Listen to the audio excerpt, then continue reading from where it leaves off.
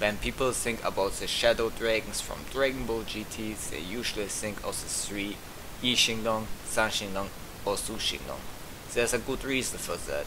Xing Long, aka Naturon Shenron, is the 4-star dragon, and the only shadow dragon who switches sides. Showed a side of morality similar to that of a human, as he refuses to harm women and children, except Goku because we know he's an adult. His fight with in the first part was played for jokes and had questionable scenes, but once Goku turned Super Saiyan 4 it was pretty good. His sacrifice was also a very iconic scene in Dragon Ball GT.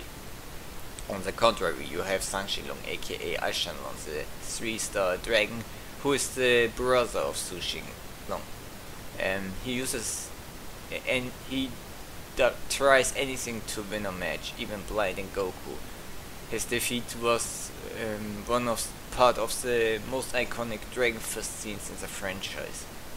Last but not least, Xing Long, aka Xing Long, the 1-star dragon, aka Omega Shenron, when he absorbs all the Dragon Balls, the last and most powerful of the Shadow Dragons.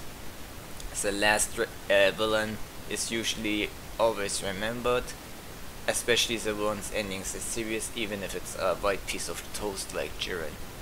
However, I feel there's another dragon that is pretty underrated, which is Xing Long, also known as Naturon Shenron. Naturon was introduced as a giant mole dragon similar to the ground dragon from One Punch Man, and is classified in the perfect fights as a dragon who has power with the soil. He can fire energy blasts from the earth because it causes earthquakes and move underground like a mole. And Xing Long was also known to be a very goofy character, as he likes to talk to himself, doesn't notice people around him. He also tells his opponents how his techniques work, allowing them to exploit his weaknesses. It's easy to dismiss him as an average idiot in the Dragon Ball world, but this part of the character is a facade. Xing Long's actual character is sadistic, signs of arrogance, and he shows bloodthirst. He fooled Goku and Pan by letting himself get hit by his own attack, releasing the Dragon Ball. Turns out the true power of the dragon was absorption, like every stupid villain in Dragon Ball will always. When Pan grabbed the Dragon Ball, she noticed that it still grew with the cracks, then drawn into the light. Thus Xing Long transformed into Super Xing Long. When Goku asked how he was still alive, Xing Long showed him the moon in the crater where he's supposed to be lying. Basically, by absorbing organic beings, Xing Long can increase his power significantly and take their attributes. And now that he absorbed Pan, he has her Saiyan traits.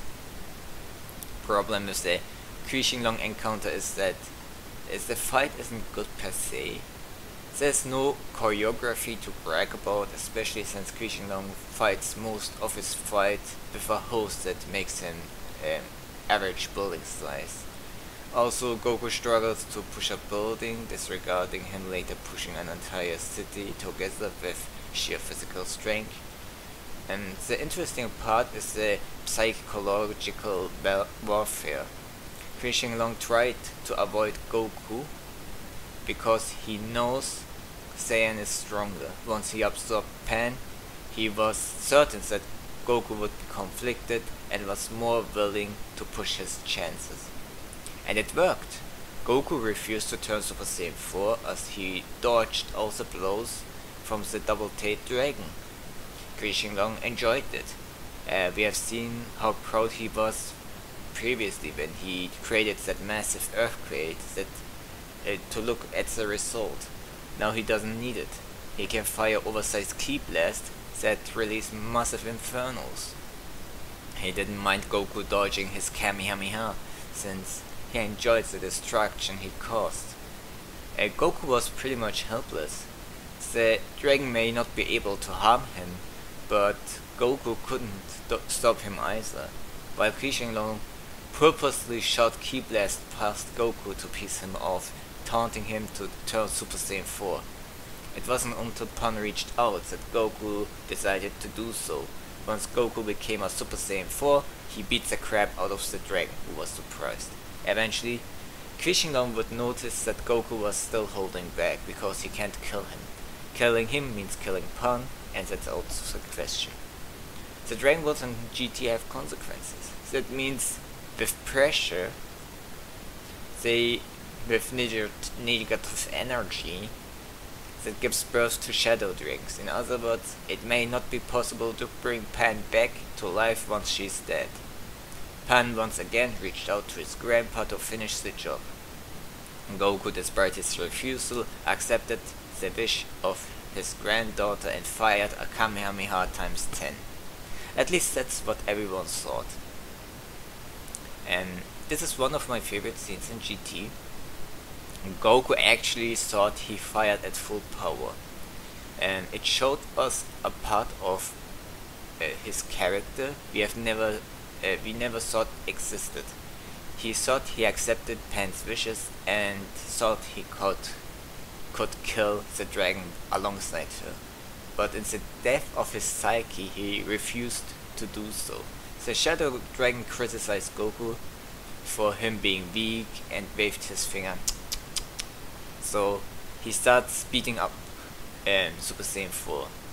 Goku couldn't fight back.